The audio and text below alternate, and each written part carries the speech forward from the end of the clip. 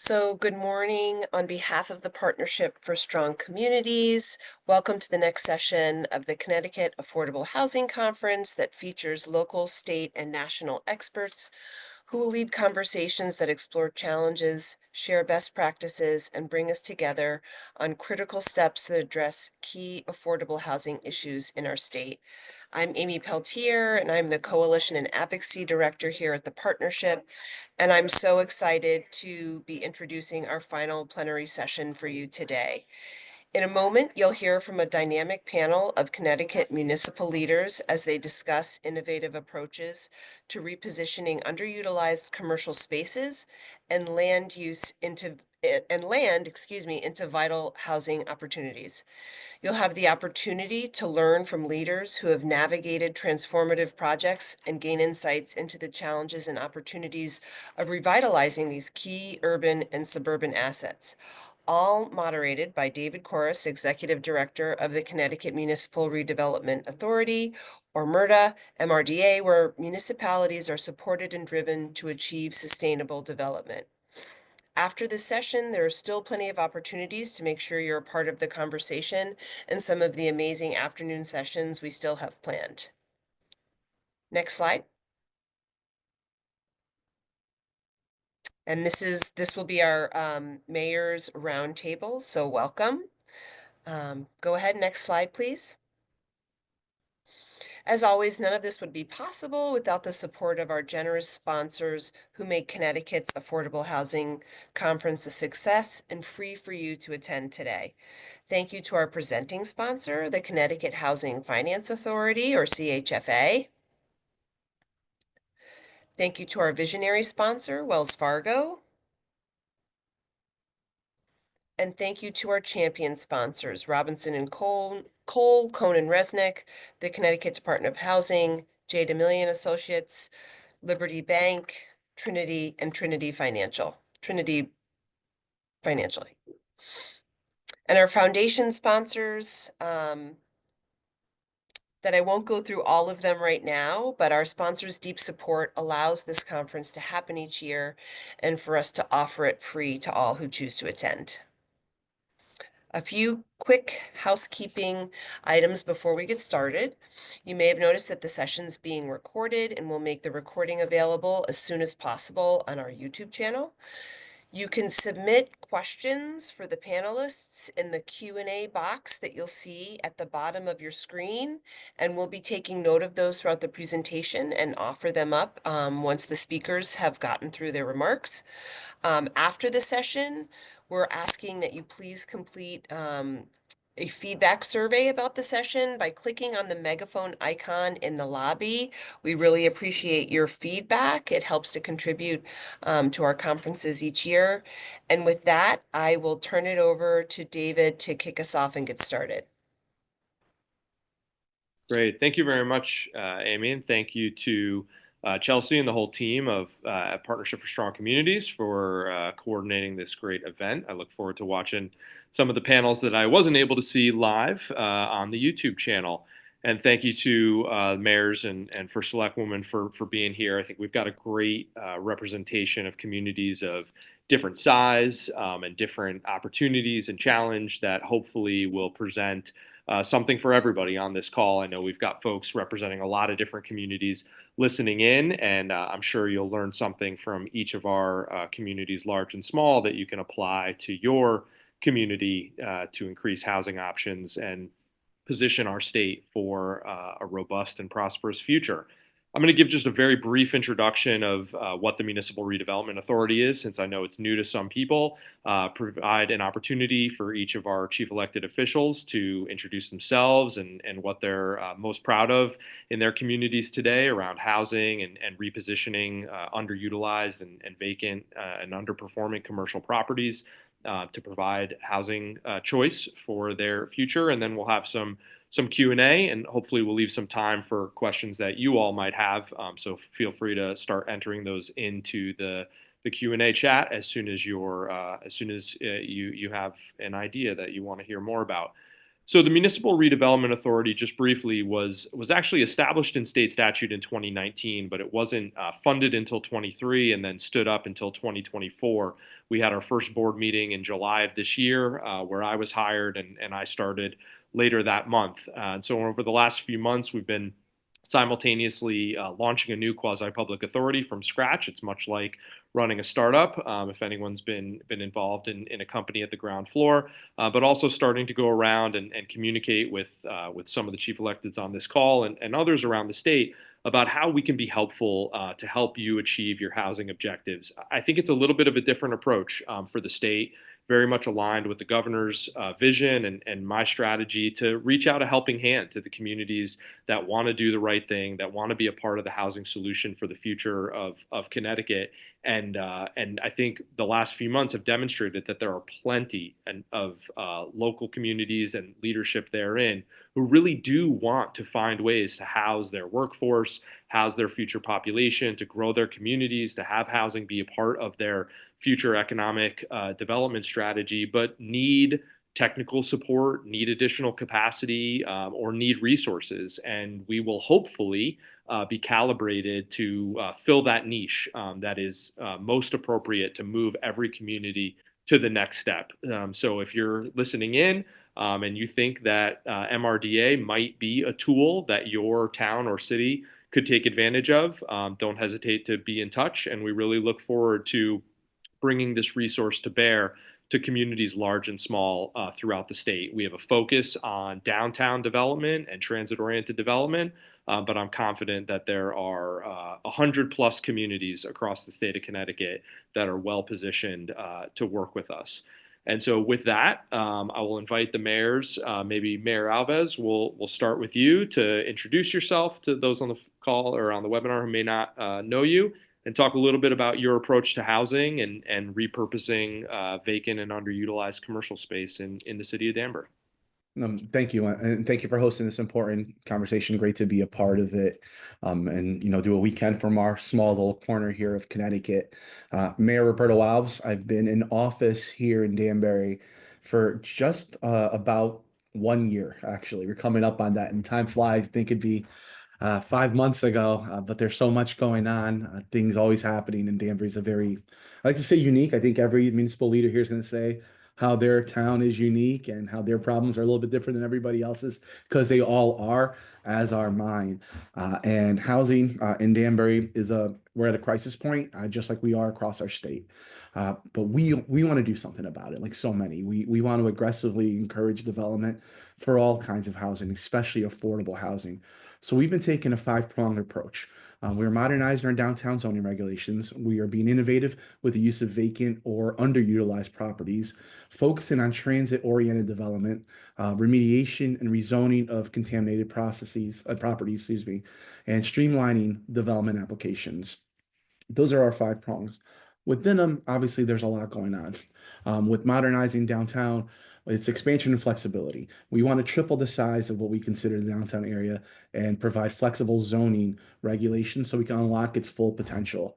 With the innovative use of vacant underutilized properties, well, those are the hotel motel conversions, something we're going to get into here, and we can talk a little bit more to one example of a big project we got going on in Danbury. Unfortunately, but still thankfully, it's happening in Danbury. It's not in our downtown area, but it's close to highways. It's going to be close to public transportation. And it's a white elephant of a hotel that hasn't been utilized that we're going to convert over. And I can't wait to talk about that a little bit more later. The TOD, where we see folks going who have train stations and can do that, and that's really the strategic zoning amendments around that. So we can implement the TOD into as a guiding principle to all projects that come in, allowing for mixed uses along those main corridors to enhance accessibility. So really excited about that. The remediation and rezoning of contaminated properties. Honestly, that's chasing funding and rezoning. There's unprecedented amounts of funding for that every municipality has been able to tap into. We are aggressively looking at that as well here in Danbury. Obviously, we're never going to build housing where it's not safe to build housing, but there's places where it's safe. There's places we can add to our housing stock and increase our numbers. And finally, it's streamlining development applications. Cities aren't developers. Try to not be in the landlord business either. So we got to make it easy for people to want to invest in our community. And with that, there's things we can do, especially around affordable housing. In the past, and this is where I know this isn't a political conversation, but we are in political offices. We came in, we're here a year, we flipped a 22-year not single administration, but pretty much same kind of thinking on certain aspects. And where we used to give in Danbury 7-year tax abatements to developers, now we're at the point where I feel like we have the little bit of negotiation power where we can say, we'll work with you on abatements. But your models are successful. If you build something at market rate, it's filling up. So if you want a tax abatement from us, well, we're going to demand a little bit more affordability there as well. We want a higher percentage of your apartments to be affordable. We know there's a direct correlation to affordable housing and the number of homelessness that we have in Danbury. We have a homeless crisis across the state in Danbury and our cities as the regional support centers for so many of our towns.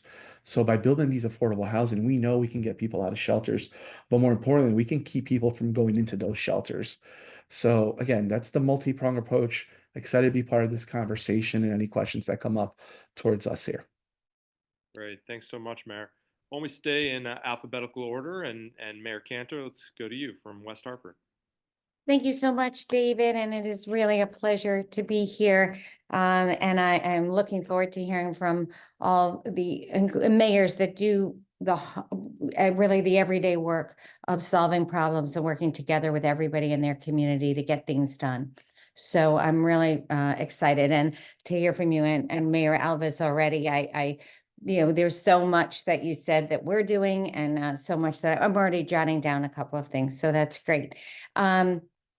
I'm the mayor of West Hartford. We're about a 65,000 right now a person community, hopefully growing, and we have been.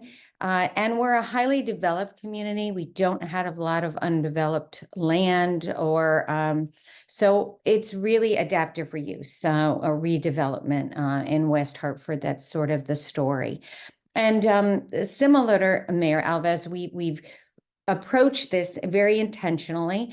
About 5 years ago, we adopted a TOD district, TOD zoning, and we don't have a train station, although we are on the plans for a train station, but we have two fast track stations, so on a corridor, and that is a really important resource for us. And we are also hoping that by developing the RTOD, which is the fixed bus, as well as multimodal that we're building out now, of bicycle lanes and a more of a boulevard kind of a dynamic, that we will be a better candidate for that train station. We can prove that to be the case.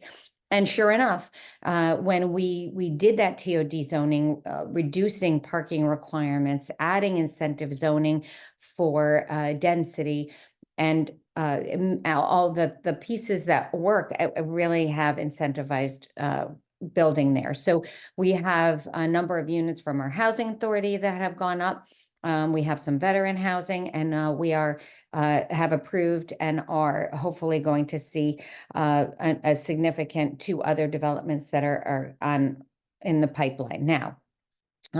We also did incentive zoning for our center. We decided that, it's a gem. It's the highest price housing around the center. And so we did incentivize zoning for public good, whether it's whether it's structured parking, public use of space, public art, those kinds of things, are allowing more density, and we saw some activity there. We also did a really important thing to make sure that affordable was part of our plan, and that was using an ARPA, segmenting some ARPA money, putting ARPA money in a affordable housing program that people could apply to, developers could apply to, and then we would support those programs if they were significant affordable developments that were good for our community. And sure enough, we saw adaptive reuse of a synagogue and a hotel that we are resulting in. They are mostly, one is 100% affordable, walking distance to our center on a bus line. The other one is also on a bus line, walking distance to two high schools, and it's a wonderful, wonderful reuse. It actually had a lot of opposition, largely from condo owners that abut the property, which was very interesting on the zoning change. So, and I'm happy to talk about that a little bit more. But part of I think the point of what we're going to talk about is the intention and the commitment to making sure that we are all working together and educating our public about the benefits of housing, our business owners about the benefit of adding housing, and how it can be added and improve, and not diminish, but improve the neighbors' lives. So thank you so much. Great. Thanks for those introductory remarks, Mayor. First Selectwoman Cheeseborough from Stonington. Thank you all. It's really great to be here with everyone and the opportunity to share this and learn from each other. Like Sherry, I've been jotting down some notes of some things we haven't done that I think we should try on our end. So just a little background. So I've been first selectman here in Stonington for about actually 5 years, I think exactly. And I'll be very honest, our housing journey had been quite painful at times. I think we hit a real transition point was when we were working on our housing plan for the state, and sort of at the 11th hour, as will happen, we had a large scale amount of public engagement in our planning and zoning commission, just very opposed to the plan, and it got very emotional and not very productive. And in the end, we had a 40-page plan that went down to about 4.5 pages, and we all kind of decided, I think really as a community, that it was time to hit the pause button and really relook at this. So I'd say we worked really hard in the months that followed, and what we ended up doing was deciding to create a Housing Opportunities Commission. And so through the process of creating that commission, there was a lot of public engagement and education and listening, and really trying to, I think, wade through the emotions that surround all the different sides of housing and affordable housing conversations, and really try and find some areas of common ground, realizing we don't necessarily maybe need to start with the most controversial projects.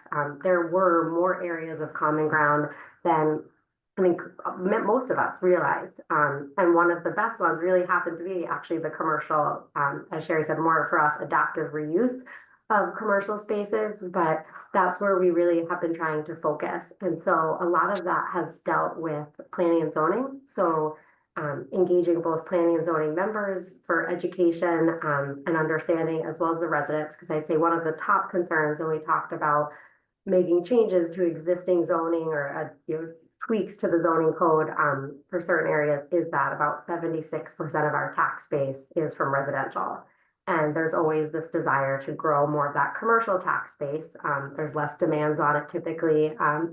So understanding that we wanted to see that commercial growth, but we also don't want, we have some old mills, we have a movie theater that I'll talk about in a bit, kind of a big shopping plaza, and some other areas of some of our downtown villages that just aren't built out to the extent they could be. And so we worked with our Economic Development Commission, our chambers of commerce in the area, some of our realtors, and tried to do a lot of different engagement, and ended up with a sort of underutilized asset inventory. And it was really helpful to show, very specifically, these are the areas we're talking about, and what would people be willing to see. So what we really found was in the downtown setting, people still wanted to see some commercial. So we have one kind of floating zone, if you will, that is in a downtown village in Stonington, in a Pawcatuck area that borders Westerly, Rhode Island, that still requires commercial on the first floor facing the road, but the rest can be residential.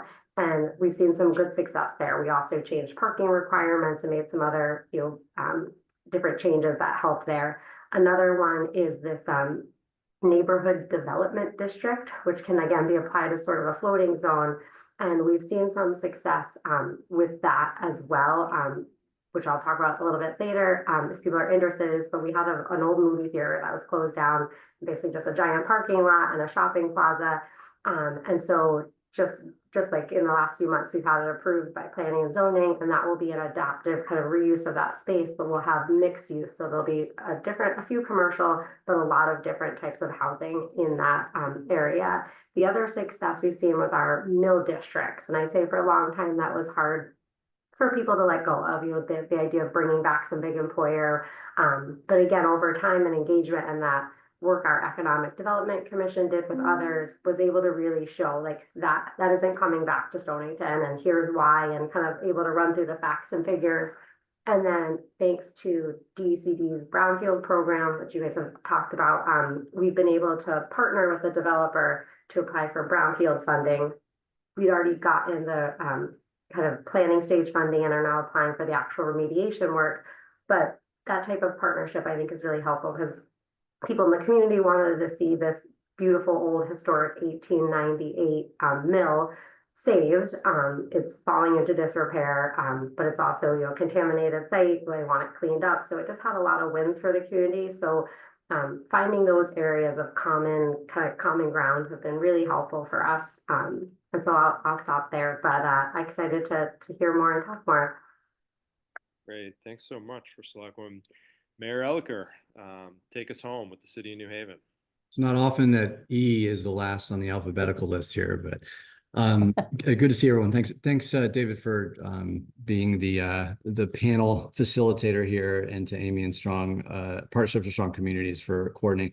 Also, I was just looking at the list of participants, and there's a lot of advocates that are here today, and thank you for your work pushing the state to think differently about offering more housing options to a lot of our residents. And a particular shout out to Sinead Drawn, our housing authority interim director is here, and Virginia Spell, who's actually worked a lot in the West River neighborhood in our city for housing development. So, real quick, a lot of similar themes that I think we all share, right? Because agreed with Mayor Alves that we are all unique, but we are very, very similar, and probably more similar in ways than we are unique. And in New Haven, we've worked very, very hard to focus on not just growth, but inclusive growth, and really leaned into this challenge that we're facing in Connecticut to create 90,000 new units of housing to address our housing crisis. And our mantra is not just growth, but inclusive growth, because we want to make sure that we're not pushing out people that have lived here forever, that we continue to have affordable options for our community. And importantly, a lot of us talk about affordable housing, but it's important for us to kind of dig down a little bit deeper, because there's a lot of different levels of affordable housing. And what we've identified through some helps with an outside consultant that did a lot of analysis of the market in New Haven is that there's a pretty significant need for deeply affordable units. And so with a lot of our new developments, we don't just ask for developers to hit some sort of affordable number that's the state definition based on AMI, but it is including different tiers of affordability, so that number one, we're addressing that issue of a serious lack of deeply affordable, but number two, we're creating buildings and neighborhoods that have all different types of people living together, because that makes us a stronger community from all different perspectives. There's research that shows that people that are of a lower economic spectrum, if they're living side by side with people of a higher economic spectrum, their economic mobility in the future changes pretty significantly. But it also just makes us better people to expose ourselves to people that are of all different walks of life, instead of kind of segregating ourselves into neighborhoods that are wealthy and not wealthy. So there's a lot of work that we're doing in New Haven. We've been, since 2020, consistently leading the state on the number of housing permits issued, and this year is no different. So far this year, we've issued 542 housing permits, and we're really proud of that, and continue to try to build as much as we can. We have approximately 3,500 units in the pipeline to be built, meaning that they've gotten their building approvals and are kind of working through the process. And that doesn't even include one of the, in my humble view, is the Mayor of New Haven most important properties in the state, the old Church Street South side across from Union Station, that we're estimating between 1,000 and 2,500 new units in that site as well. So there's so much going on. And on top of that, we're working to make sure that our existing housing stock is safe for people as well. So one of our challenges, when there's so much pressure on housing prices, it gives some landlords that want to cut corners and save money an opportunity to create abusive environments for their tenants, because they know their tenants don't have a lot of other options. And so thanks to a lot of work, frankly, at the state level, there's been some legislation passed to give us more tools to hold landlords that may not take care of their properties more accountable. And we've also, liked a lot of our colleagues here, implemented some zoning changes. We have an inclusionary zoning code that requires in certain areas of the city a certain percentage of affordable units. We've changed some of our parking requirements. We've transitioned some areas of the city from an industrial zone to allowing a lot more residential development. And then I think another key component of this is also just creating more spaces where people want to live.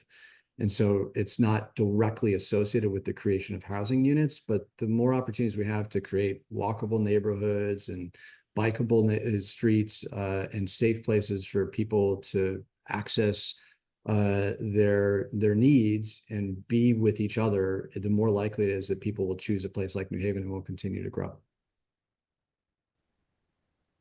Fantastic. Thanks so much, Mayor Elker. And, first and foremost, man, how lucky are we in the state of Connecticut to have such phenomenal municipal leadership? I mean, really incredible across the board. And, it's great to see, right? We've got communities of very different sizes from all corners of the state: Fairfield County, New Haven County, Hartford County, New London County. And they're all trying to do great things, and rolling up their sleeves and trying to be solution oriented.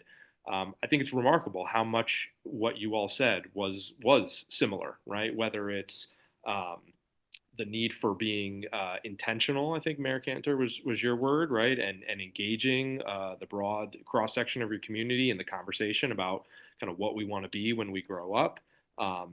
Making sure your own house is in order, tackling zoning and permitting, and making sure that there aren't regulatory hurdles to achieving the kind of growth we want to achieve.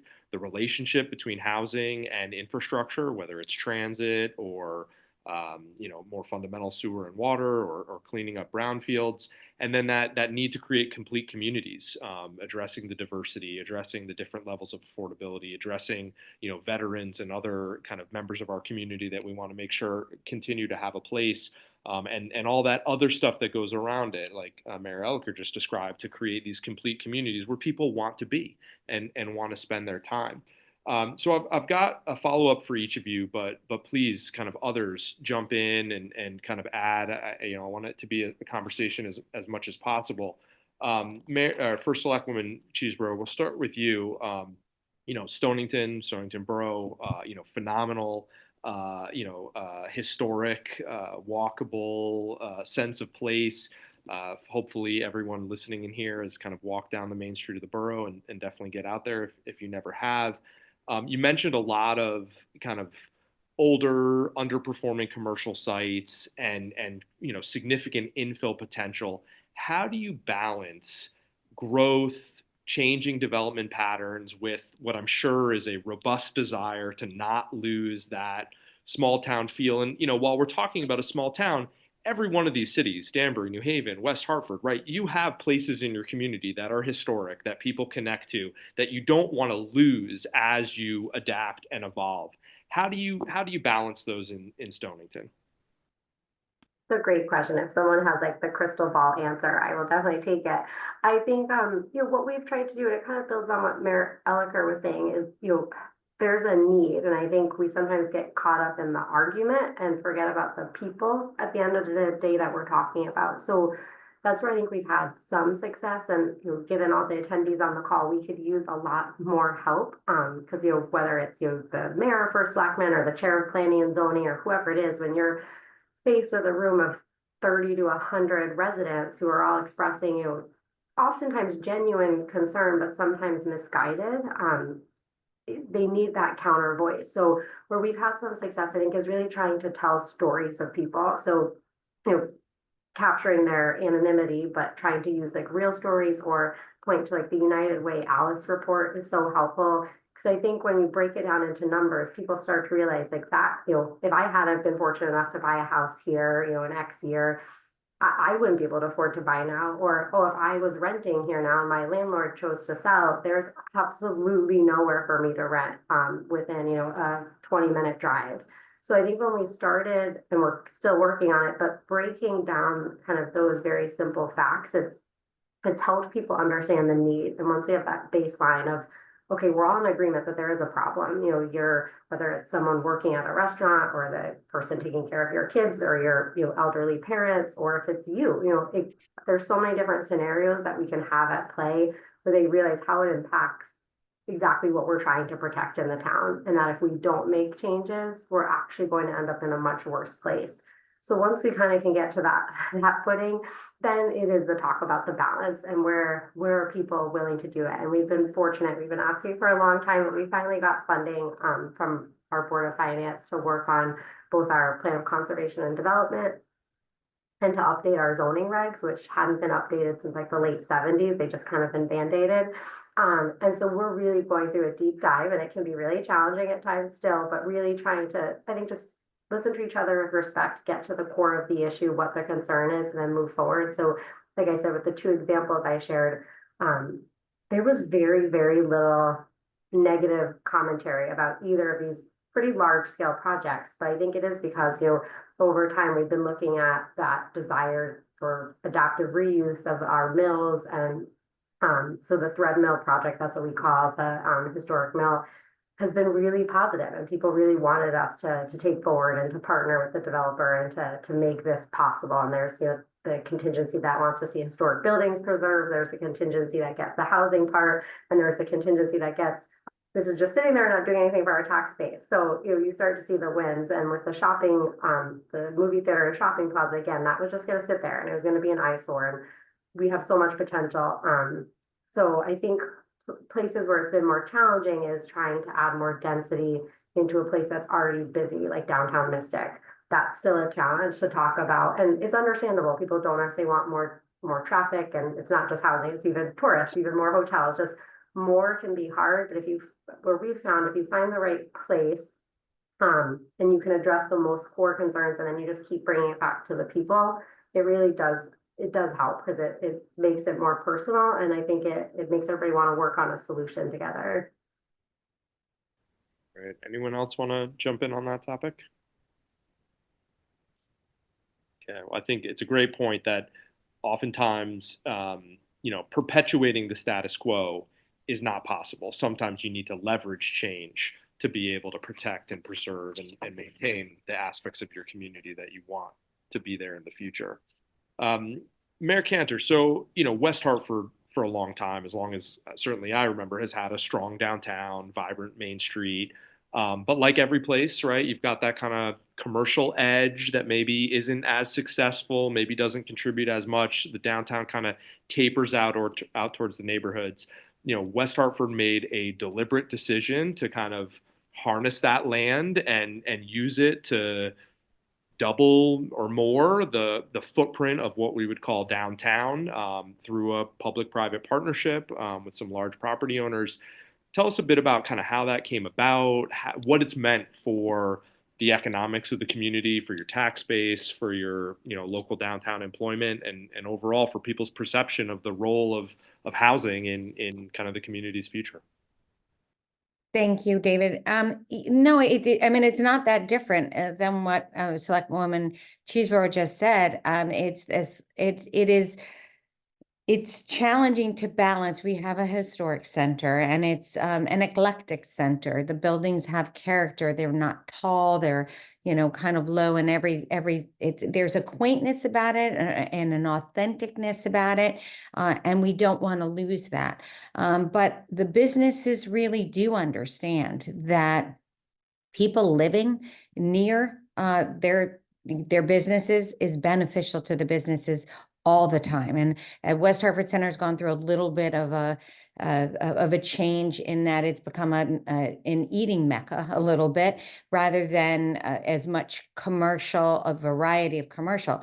We want that variety. We want people to be able to live there and get and have that walkability, but you can't have it if people aren't really living there, right? And single family homes a street or away is not what's going to keep those businesses in business necessarily. Yes, people come in, but it's really not going to keep those businesses as vibrant. And our businesses understand that. So they've been a really great voice in that. And I think people understood what happened around the center as the price of homes went so high that and there just wasn't availability.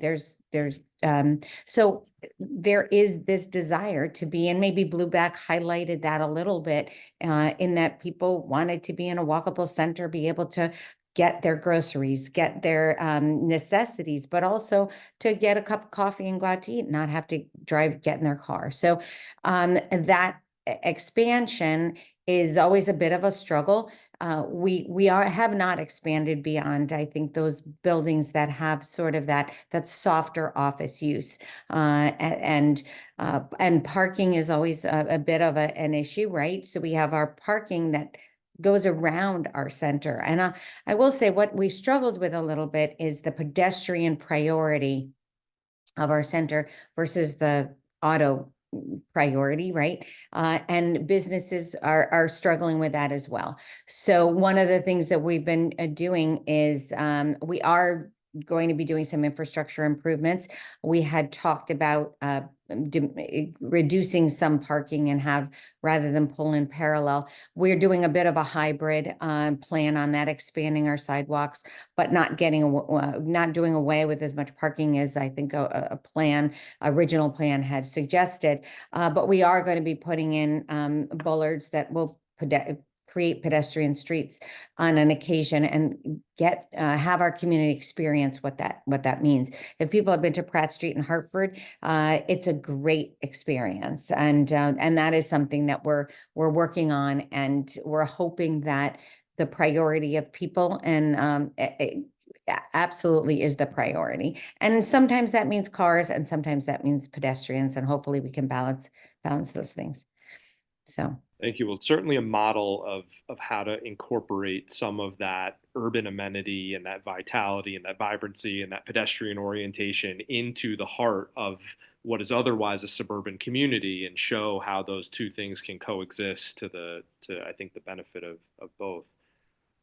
Mayor Elker, so New Haven is interesting, and I don't know if it's unique in the state, but I think you have within your very confined boundaries, right? Municipalities in Connecticut are very geographically small. You have some of the most challenged, impoverished neighborhoods in the state, and some of the highest demand, highest rent modern apartments in the state as well. You alluded to this in your opening comments, but can you talk a bit about kind of how you leverage, underperforming land, how you leverage public land, but how you try and sort of meet those two objectives simultaneously, harnessing that market potential to uplift the city and the neighborhoods and hopefully the residents throughout, while also meeting the needs of the full spectrum of your socioeconomic community? So first of all, it's comforting to hear that Mayor Cantor is struggling with parking as well. I mean, I think that's one of the things that we spend our most time on politically with whenever there's a new development is parking issues. So one fortunate thing about New Haven is that we're not seeing the kind of development that is destroying existing housing to build more housing. We're seeing the kind of development that focuses on two buckets. One is not even underutilized, unutilized old industrial complexes. And then two is parking lots. And almost all of our developments have been in those two categories. And there's a couple just that come to mind recently that we are working with the unutilized old industrial buildings of Winchester, the old Winchester Arms Factory.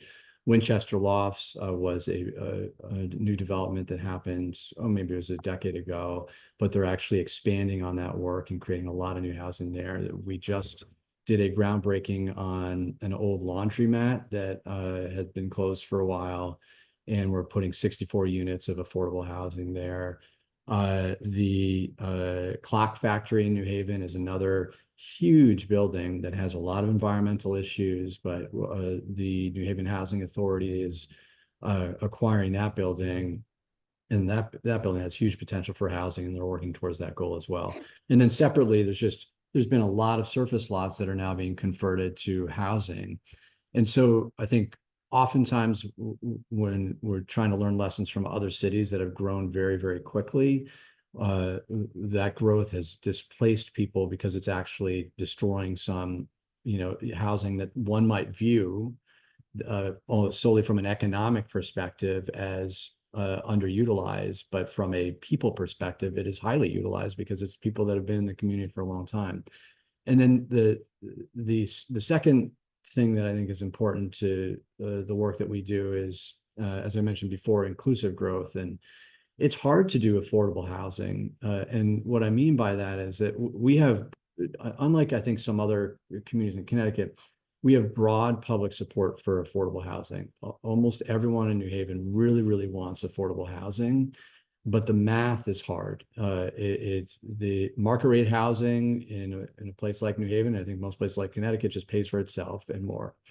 But when you add a requirement for affordability, it makes it harder to make the math work, to attract developers and to make the projects work. And so we're trying to thread that needle with our inclusionary zoning code to require just enough units where we're pretty sure it will happen, that the math of the development will happen, but not too many units so that it shuts down that development. We work very hard with our state partners and federal partners to get additional funding, and we've put in some municipal funding as well to support affordable units as well. And that's always been kind of our biggest challenge in recent years is covering that gap to make sure that we have an affordable component. And I think, frankly, that's one of the things that the state can do. And I'm hopeful this legislative session we'll see more movement on the state to, I know there's been controversy about requirements for increased density, but I think there's a real pathway to support those communities that really want to grow and want to have more affordable units, to put a lot more state funding into it, because we're ready to go, with the exception of oftentimes we need a couple $1 million extra for a development to make that development include affordable housing. So I'm cautiously optimistic that we're going to see some movement by the state to create the housing growth fund, which I think can really help us move the dial on some of these developments. And I'm seeing lots of hearts come up. So it's clearly there's some people out there that like that idea. And I noticed you don't have the option to put a thumbs down, which is wonderful. Thank you, Mayor. Mayor Alves, you mentioned Danbury's incredibly fast growing. You talked about some of the commercial properties that you're repurposing, older hotels, and sort of the expansion of downtown. You just talk a little bit more about that strategy and the way in which you're leveraging those properties to meet the needs of the increasing demand. Yeah, absolutely. And again, similar to what Mayor Elicker had said, a lot of our development is happening in places like that where we don't have to worry about displacing any of our long-term residents in the vibrancy and the diversity of our city, which was what makes us great.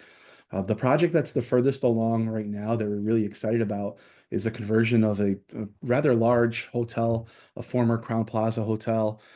I believe it was something to the tune of 220 plus rooms, actually 230 plus rooms, and they're converting that to 198 micro apartments. And why we like that, it's the micro apartments, they're small. Don't get me wrong, you're talking 330 square feet studios, and then 40 plus, a little bit bigger one bedrooms. But what we believe and what the developer who has built several successful developments in Danbury at market rate believes he'll be able to get folks in there at $1,200, which is a significant cost savings in Danbury for somewhere to live. And we believe we're going to bring in a lot of young professionals who don't spend a lot of time at home. They go out to eat. They're at work all day, or there'll be shared workspaces. It's going to be a beautiful complex. And it's a white elephant building that you can see from the highway that we're really excited about. And that conversion there doesn't impact neighborhoods. I know some folks in that area were opposed to it Some people are just never going to be for some development. Some have, legitimate concerns. And when we talk to them, have genuine conversation, what it's going to mean for traffic, and for that roads, that when we have that conversation, we talk about the need that they come on board. But we're seeing things like this throughout the community. Now in our downtown area, there is it's called the Danbury Executive Tower, old commercial building, a couple floors still being used. The developer who owns that building and then does some work on housing in the area as well is going to convert that to housing. We're excited because the first floor is going to remain a local community bank, but then the other 3 floors are going to be 46, I believe, apartments. But on the same property where they are now, they're going to add a 7-story building. We're going to have over 200 apartments in that area where we're not going to displace. In our downtown, across the street from a grocery store, down the road from two of our larger municipal parks. So again, we keep chasing these kinds of developments where we're converting these unused spaces, because what an opportunity. We don't have the same amount of parking lots as New Haven. We do have a lot of green space that I am unwilling to lose. So we got to be creative with some of the ones that we do have and hit the ground running to get that done. We really need this, and anything we can do to encourage the owners of these properties, we are. If it includes incentive, but again, just with the emphasis being on an affordable housing element to it as well. Thank you, Mayor. Very encouraging. We've got a couple questions from the crowd here that I'll sort of modify and expand on, and please, any one of you four, feel free to jump in. The first is around sort of the ways in which residents can participate in this. I think we've all seen the struggle.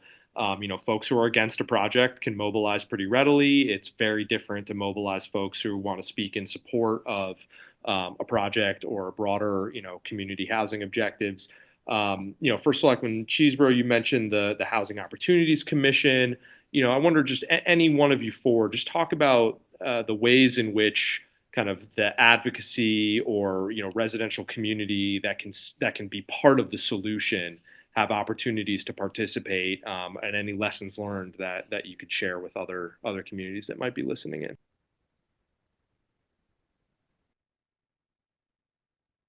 I'll just jump in. It's a little hard. Our role is a little bit complicated because we're actually the zoning authority. So if we are prejudging a development, it's hard for us to be proactive ourselves as elected officials or people on the council.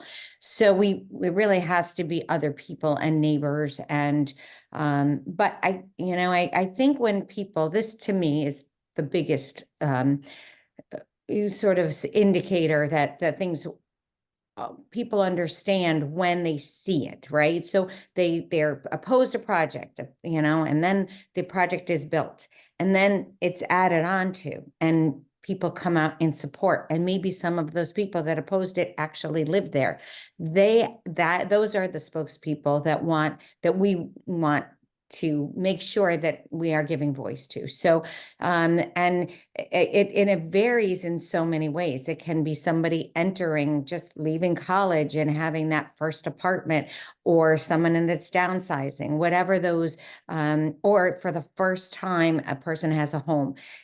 Any of those stories are so powerful.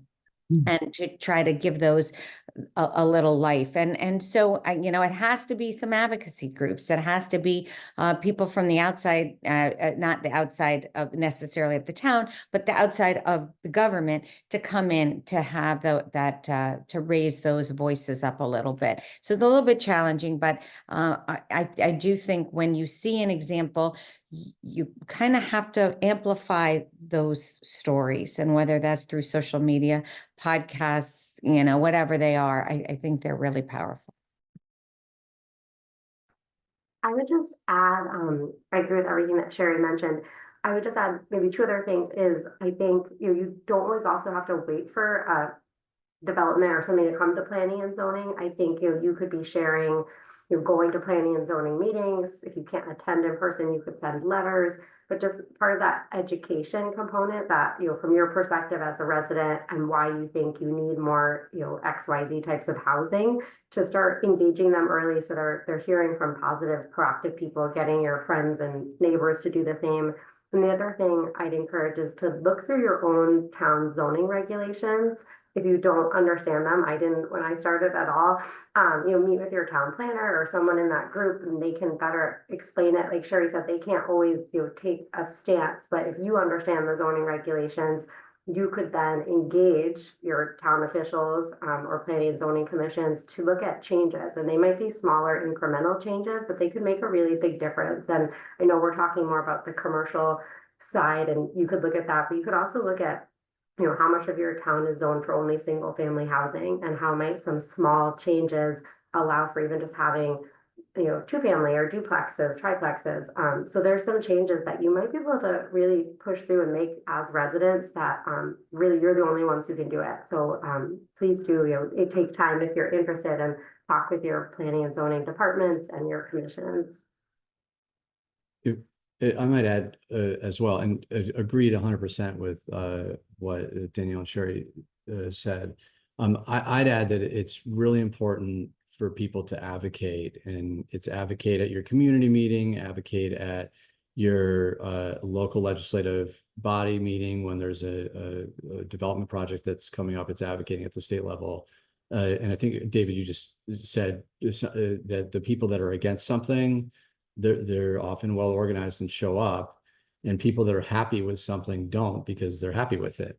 And you can't take for granted that something that you're happy with is going to happen unless you show up and lend your voice. And sometimes that can be really hard when there's other people that are in the room that are not for something. And so making sure that you have a core group that is there to support you in that effort. And the other thing that I point out is that oftentimes at community meetings, when there's a new development project, what do we hear from the community when we engage and ask people what they want to see? They'll say, I want a playground, I want a coffee shop that's associated with development, I want a grocery store. And in New Haven, we hear a good amount of we want affordable units, but oftentimes you almost, or very rarely do you hear, I want more density. I want as many units as you can pack on this property. But I think it's really important for us all to connect the things that people want with the density, because if you don't have density, you're not going to be able to attract a grocer because they don't have enough people buying things on the site. If you don't have density, you're not going to have enough market rate units to help subsidize some of the affordable units. And so having people that have spent time, including a lot of the participants that are watching us today, to really dive into these issues and understand them in the room, talking to your neighbors and community members about why density is important, is very helpful to make sure that these projects get accomplished. Great points, all of you. We just got a question in that I think some of you will be interested in around, the out-of-state or otherwise absentee owner of a vacant commercial property that could be mobilized for a more constructive use, i.e. or e.g. housing.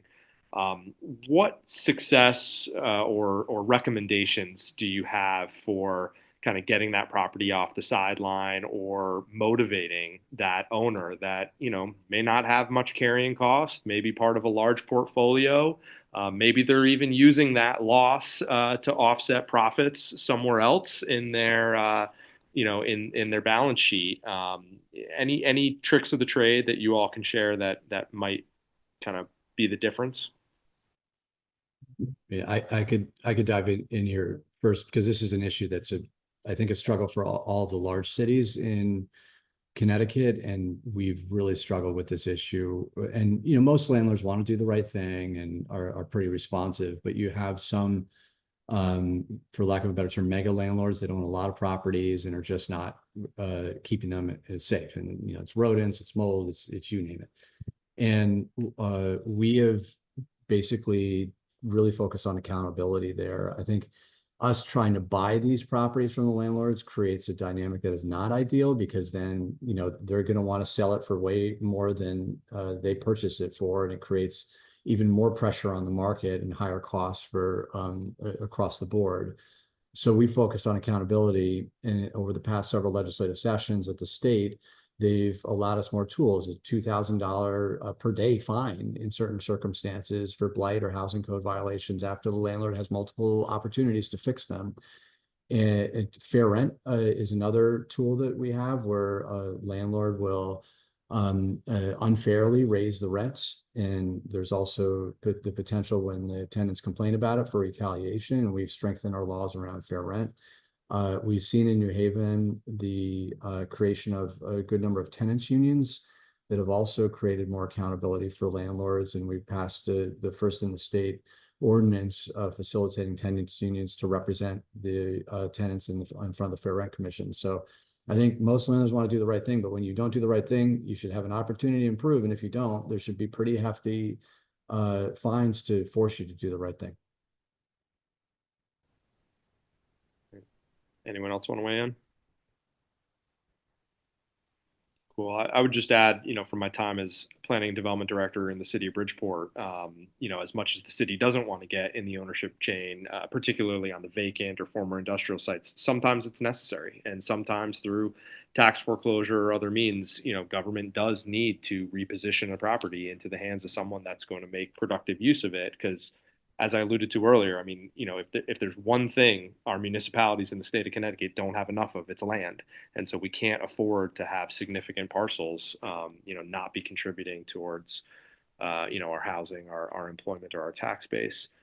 I think this has been very inspiring and encouraging, and you're all, as or if not more hopeful than I expected, frankly. And so I want to stay on that note. And in our last few minutes, can you each just share something that's encouraging you, right? Something, a recent project, a recent zoning change, something that, maybe you didn't expect from your community or from the state that we can all take pride in and increase our hopefulness that the state's going to continue down this path.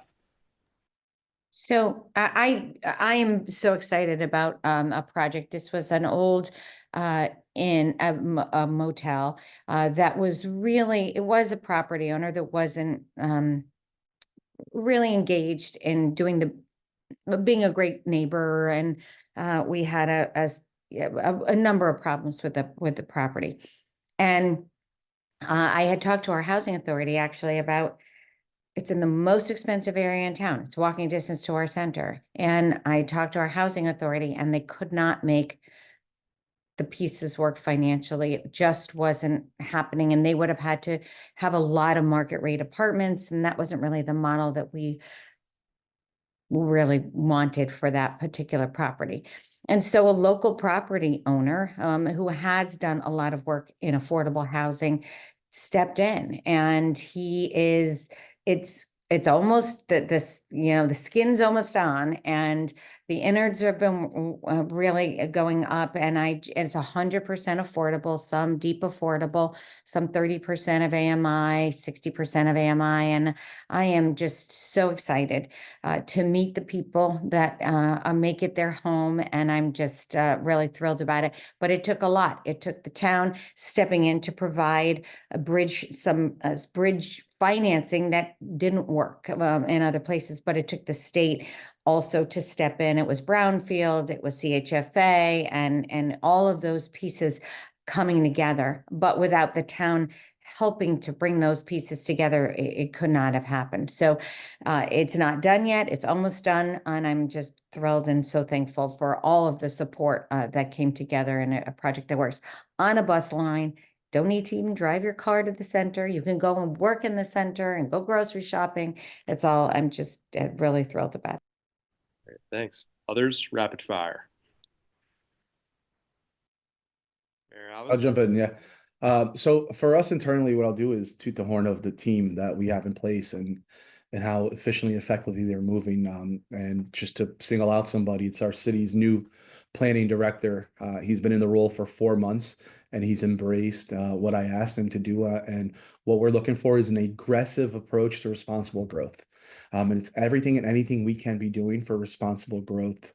We wanted to hire somebody who fit, who can handle that. We brought somebody in who was a planning director in a suburb outside of Nashville because we thought that mirrored what we wanted to do here. That area of the country had experienced an astronomical growth. And obviously Danbury isn't going to grow like that, but we have been growing fast. And the work that they've been doing in identifying opportunities in zoning, identifying the public-private partnerships we want to do to get the right kind of housing built between nonprofits and our private developers. Just excited to what the future holds here in Danbury. And this whole team has hit the ground running to do so. So that's what keeps me optimistic and happy about the future here. Just a quick thing, I'm inspired, but that David Corus is running the MRDA. That's gonna bring us very far ahead in the future. And just real quick, I think it's just a really exciting time for our communities. Like, people want to live in communities that make them better people. And all the examples that the four of us shared are walking towards that goal of a more inclusive community that has different people that are just living their best selves. And we should lean into that opportunity right now, that it helps us economically because there's so many people that want to move to our communities, but also helps us become better people. And I love the use of walking towards the goal instead of driving. You know, those little cues in language, very important, Mayor. Did not go unnoticed. First Selectwoman? Yeah, no, I'll be brief. I agree with everything everyone said. I think big picture, just yeah, that I think it was Mayor Alec at the beginning was talking about it, but that idea that like an inclusive community is a stronger community, and just to keep that mantra going, to realize like this isn't a zero sum game, and we're not having to sacrifice in order to allow more people to come into our community, but that is actually going to make our community stronger. And I think in the last couple of years, it's still a challenging conversation, but it has definitely improved, and there's more and more people speaking up, and I think realizing that. And just thank you to all the people attending this, and hopefully you leave and share this message and just keep doing, I'm sure, the great work you're doing, but if you can help us amplify it, I think this time next year we'll just be in an even better place. Great. Thank you. And thank you again to the Partnership for Strong Communities for organizing today. Thank you for all of you that are listening in. And please join me in thanking our four elected officials who are clearly leading the state in a positive direction. Thank you all. Thank you all so much, and thank you to you as well, David, for really bringing together a great panel, great questions, and appreciate everyone participating today. We're going to take a quick lunch break and hope that you all come back and join us. We have three sessions you can choose from this afternoon, starting at 1 o'clock. So we look forward to having you back in the afternoon. Thank you again to our elected officials. I know this is a busy time, so appreciate your time being spent with us and all the work that you do to create affordable housing opportunities in your communities. See everybody after lunch.